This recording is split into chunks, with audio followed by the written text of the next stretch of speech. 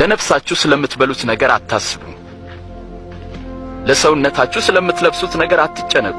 ነፍስ ከመብል ሰውነትም ደግሞ ከልብስ ይበልጣል። ቁራዎችን ተመልከቱ፣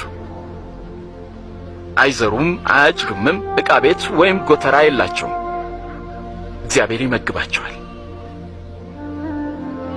ታዲያ እናንተስ ከወፎች አትበልጡምን?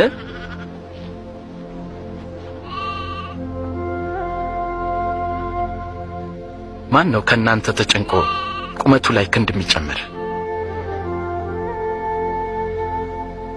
ትንሹን ነገር እንኳን ካልቻላችሁ ስለምን በሌላው ትጨነቃላችሁ? አበቦችን ልብ በሉ፣ እንዴት ነው የሚያድጉት? አይደክሙም አይፈትሉም። ሰለሞንስ እንኳን በክብሩ ከነዚህ ውስጥ እንደ አንዲቱ አልለበሰም። እግዚአብሔር ግን ዛሬ ያለውን ነገ ደግሞ የሚደርቀውን የሜዳ ሳር እንዲህ ካለበሰ እናንተንማ ይልቁን እንዴት አያለብስም?